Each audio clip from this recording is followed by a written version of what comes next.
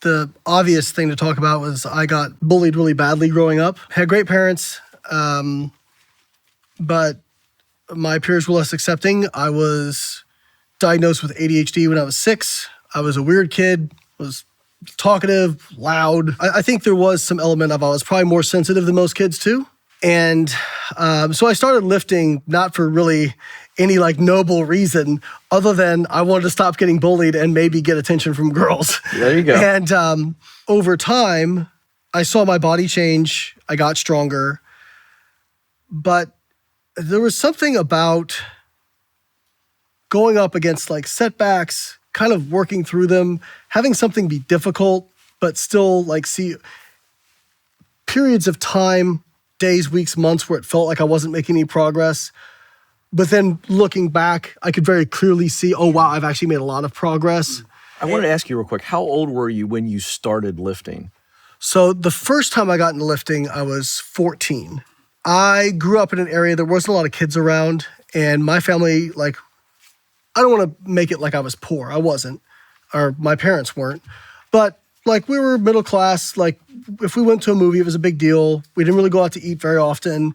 My dad had some sand weights in the basement. I knew I'd seen him down there for a while collecting dust. Man, that takes me back to sand weights. Yeah, so a couple of them had like duct tape on them, you know?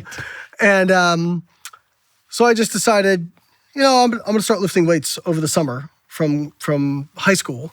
It was after my freshman year. And there was a public library that was like, I don't know, a mile walk from my house. So I rode my bike down there, checked out a couple books on lifting weights, and read about it and came up with a program. Wow. And started doing the program. I had no bench. I had nothing really. I kind of had to like make my own sort of setup. And I did that, and I did gain some muscle. My peers noticed when I got back to high school. That was encouraging. And you could take for PE, you could take a lifting class, which I did. And then I got my first girlfriend. I stopped lifting weights. Yeah, okay, right. And then I picked it back up when I was 17 after she broke up with me. I grew up in Evansville, Indiana, which is like 2.5 hours from here. And my grandparents lived in Longboat Key, Florida. And so I'd always loved going to Florida. I just loved being there, loved the weather, loved the sunshine, loved the water. And I was like, I want to go to college in Florida. And so I ended up getting accepted to Eckerd College in St. Pete, Florida. And honestly, that was probably one of the best decisions I ever made. I just needed kind of a reset. And I just felt like if I wanted to do something different, I had to break the cycle. When I got to college, my roommate, who's now a longevity doc in Texas, his name was Carl, and he was into bodybuilding as well. So I started thinking about, well, I did like competing. I did like pushing myself. And so I wanted to do a bodybuilding show, and Carl and I would go to the gym every day. We'd lift weights together, and I signed up for my first bodybuilding show in Evansville the summer after my freshman year, and I won the teen division. I won the tall novice division, and one of the people who I was competing against who went to high school with me and was known as the big guy in high school. And he actually wasn't a bully. He was actually a friend of mine. He was a nice guy. But when I was doing this show and everybody knew Josh was doing it, people were saying, well, you can't beat Josh. What are you doing? Like, because I was a skinny kid growing up.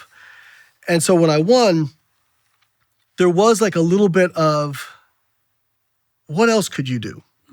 Like, what else could you do, right? And then I carried the lessons I got from lifting weights into my PhD, into entrepreneurship. Whenever I've had the opportunity to try to do something really difficult that people said I couldn't do, that a lot of people said I couldn't do, I've kind of had the attitude of maybe, but let's find out. I just feel like when you push yourself that hard, you just learn so many things about yourself. And even if it does, like originally when I first got into this, my whole goal was to be a world champion natural bodybuilder, right? I never got that. Like I never won a world championship in bodybuilding. But what I have now in so many ways is so much better than that. But I never would have gotten to here if I hadn't started like just doing the dang thing, you know? And just, so I tell people a lot of times, like, so many people have paralysis by analysis. I actually think perfectionism and paralysis by analysis has killed more dreams than failure ever could. I believe that. And I think so many people get caught up in like, well, I don't want to do the wrong thing. No, go do the wrong thing. Like, make mistakes, but at least you learn. But like, if you stay stuck in indecision, That's right. like that's actually the worst place to be in. That's because if you do something and it works, you know it worked. If you do something and it doesn't work, you know it didn't work.